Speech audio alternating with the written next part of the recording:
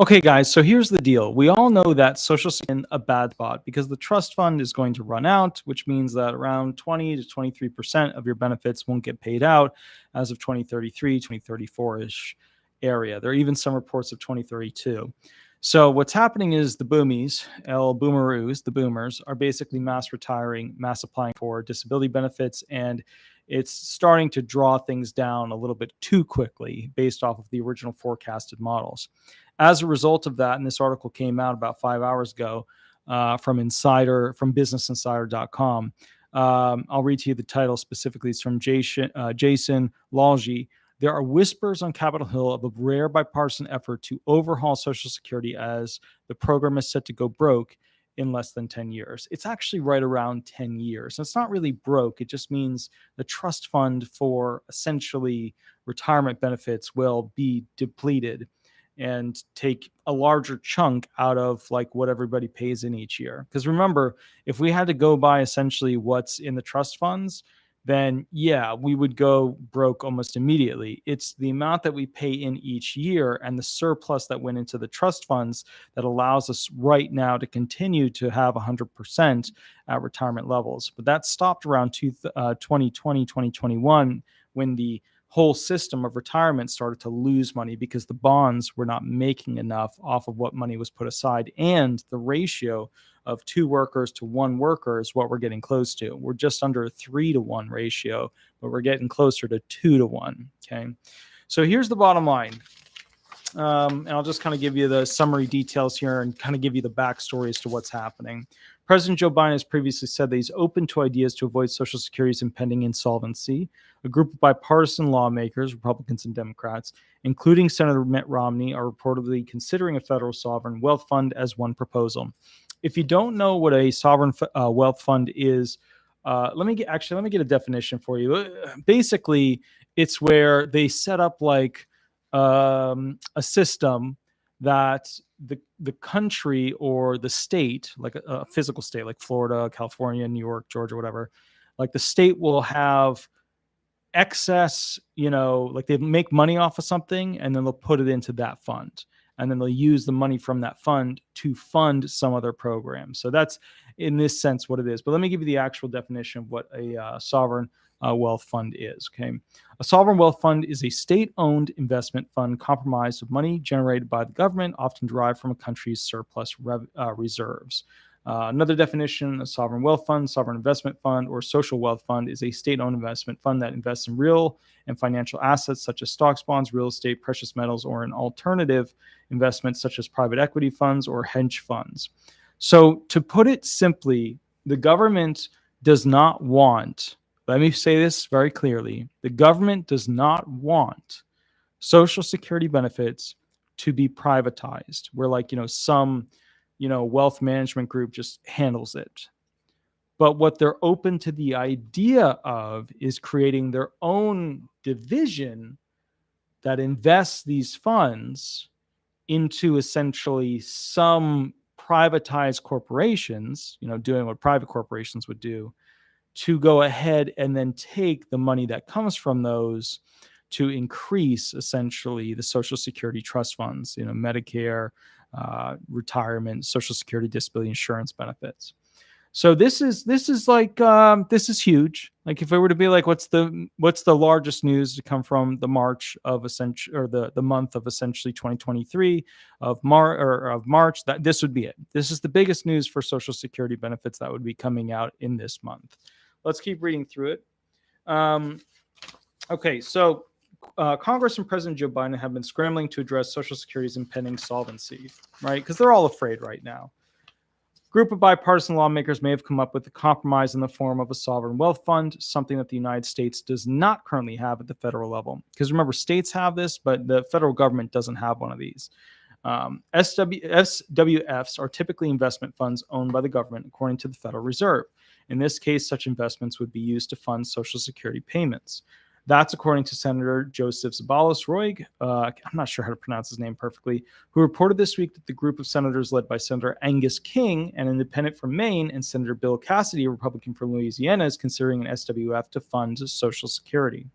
That's in addition to reports that the group wants to eventually raise the retirement age to 70 years, or close to it as well, which could effectively lead to benefit cuts for future recipients, future retirees, which is why I'm doing this whole buy a rental home, get it set up for rentals, because retirement's not going to be around for my generation. We're paying for all the older people, but in the current system that it is right now, it's just not going to be around in that same way, fashion, or form. Okay. Given that the potential of such a fund depends on its stock market success, Zabalis-Roig reports that senators are amenable to an increase in the payroll tax rate and the amount of income subject to those taxes if the fund's returns fall short of expectations.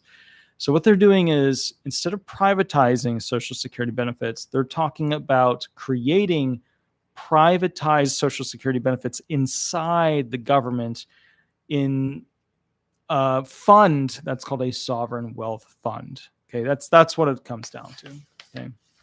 The goal is, members of the group told Semaphore, for Social Security to be solvent for 75 more years at least, right, to get us to essentially 2100.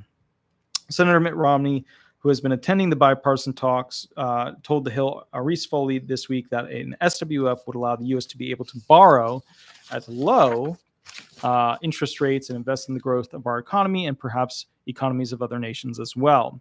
That's what other retirement funds, this is his quote, do around the world. In corporations and in the railway world, it creates a substantial source of revenue. He said, adding that if the investments didn't do terribly well, we would kick it in through other sources and make sure that we don't threaten in any way the benefits of recipients. So kind of the bottom line here is that, what we're doing here is we're looking at essentially their plan to create privatized situation to, do what normally you would see with Wall Street, right? Investing it into stocks. Because right now it's invested into special bonds that have a pretty decent return for bonds, government bonds. But the bonds market is never going to pay enough to go ahead and have a large enough gain for Social Security benefits. So they're trying to figure out how to privatize it while still being inside the government to go ahead and pay, basically for retirement benefits being too costly. Semaphore reported that federal SWF would potentially receive an initial investment of $1.5 trillion or more if that initial influx of cash doesn't see at least an 8% return. The plan would allow raising the maximum taxable income and payroll tax rate ceilings, right? Remember how they were talking about taking that $160,200 and just making it so that everybody pays payroll tax, the FICA tax all the way from whatever they earn. The current system taxes workers first $160,200 in earnings, and many Democrats have called for changing the cap. Senator Bernie Sanders, Elizabeth Warren, and other Democrats have championed lifting the cap with incomes over $250,000 being subjected to payroll taxes. Warren and Sanders reintroduced that legislation this month. This is an example of two leaders trying to find a solution to a clear and foreseeable danger. Spokespeople for Cassidy and King told Semaphore, although the final framework was still taking shape, there are no cuts for Americans currently receiving Social Security benefits in our plan. Indeed, many will receive additional benefits.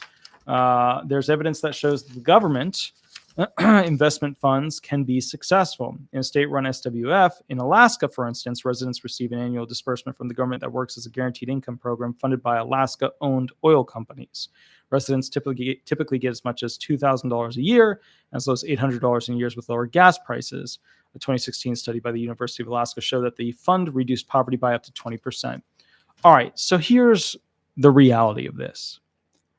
Our government cannot fix this problem if we don't fix one of two things. Thing number one that has to be fixed, whether they do this or not, is that more Americans have to work. That's it. More Americans have to work. I know people who watch this channel are not going to want to hear that, but your benefits will fail. They will die. They will not exist if more Americans do not go and work. I think we need to set it up so that the disabled can go ahead and basically work part-time jobs without as many restrictions, that the retired have fewer tax restrictions when it comes to working when they hit 62 and go up.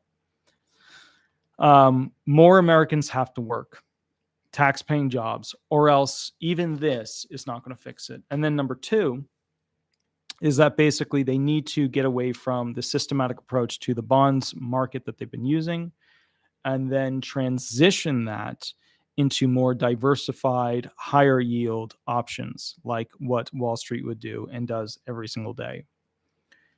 The ironic thing is that everybody on the Democrat side screams no privatization, and everybody on the Republican side screams let's just privatize it so that we can actually fund this thing. The middle ground is that they're going to have the government do what private companies on Wall Street would normally do. However, there is a massive BS part of this that you need to understand that nobody's talking about. The full faith and credit of the federal government is good for banks and 200,000, 250, whatever it is now, dollars. Well, they'll back you if somebody steals the money. But the full faith and credit of the United States federal government when it comes to upholding and keeping Social Security benefits afloat does not exist. It is far, far too expensive for this country to be able to fix it just by constantly doing stimulus payments to it. It's just too big of a number. Millions and millions, maybe even a billion here and there, that's doable. But trillions and trillions, that is not sustainable, and the full faith and credit of the government cannot back it. So it's a bit of a farce, right? It's a bit of there's better words to define it, but it's a bit of like, they're feeding you one thing but not giving you the reality of it. They're working on a way to privatize and bring in funds by investing government funds to bring in more money to pay for Social Security benefits by having the private industries, which have been pretty screwed over by, essentially how the government has been treating them over the past couple of years. But the bottom line is having the private industries and the tactics they use save Social Security benefits because the government bond market is not sustainable. It is not strong enough. So kind of the bottom line here, what you've got to realize, the bottom line of the problem that we're facing is that they are teaching you that if the government does this whole, specialty fund, this whole, foreign wealth fund situation, then everything will be okay. But the reality is it's a lie. And here's why. If it's not okay, the government does not have the full faith and credit capacity of the U.S. Treasury to actually fund Social Security benefits. It doesn't. It's just too large of a number. So what they're doing is they're telling you that we're going to use the private equity style wealth management groups of how they make money. We're going to use their systems to make money for you, but we're going to keep it all inside the government. That way you're protected. But what they're not telling you is that what you would need to be protected from is essentially, theft, loss, whatever. And the reality is that if something bad occurs, like a massive digital attack or, some sort of massive theft and trickery or whatever that happens between countries with stock markets and bond, whatever, what they're saying is that they'll be able to handle it. They'll be able to back it. But they're backing it up by essentially saying, but if we can't, we're going to raise the retirement age. We're going to get rid of the cap on the FICA taxes. And then everybody's going to have to pay a lot more money for a lot longer. And you're going to have a significantly lower standard of living during your lifetime. Because remember, you're a human being. You get like 85 years, 86 years, maybe 90 if you're lucky. You're a human being. You are only worth so much to the United States government over that period of time. So if they raise the retirement age, you're cutting it from like, okay, I have 15 years where I'm still alive. The last couple are going to suck. So it's even less than that, down to even less, even less, even less. A lot of people don't live beyond 75. You retire at 70, you got 5 years, buddy. Especially those who are Native Americans, Native Samoans, Native Hawaiians. So what they're trying to promote here is an idea that they're going to somehow get the talent to do this foreign wealth fund and, fix this. This is the biggest news that you're going to see for Social Security benefits probably over this month. And the reality is that they're trying to sell you that the government can fix your problem by using what the private industry does. And the private industry can't be trusted because they could, put this all on, a bet that doesn't work and then lose a lot of money. So my thinking is this could potentially work if they used high level computing analysis on investments, because a lot of this investment stuff, computer programs figuring out where you should invest, how much you should invest, when you should invest, all that stuff, those computer programs are really good now. They can follow the systems and millions of them far faster than any human being can. So if they had a complex system that was groundbreaking, that was the future, right, of how this stuff will work with investments, then yeah, the stock market through the government, through a foreign, wealth trust, yeah, it could work then. It could work then. But, keep in mind, this thing is going to have some enemies, and it's going to be put into an industry like the stock market that people short, that people do international emergencies with.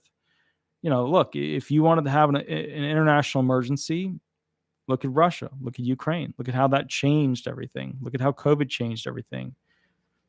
How quickly would, trillions be lost?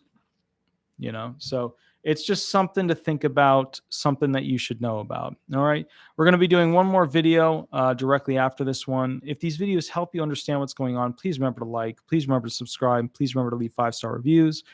They help me immensely be competitive against these big box firms that are out there.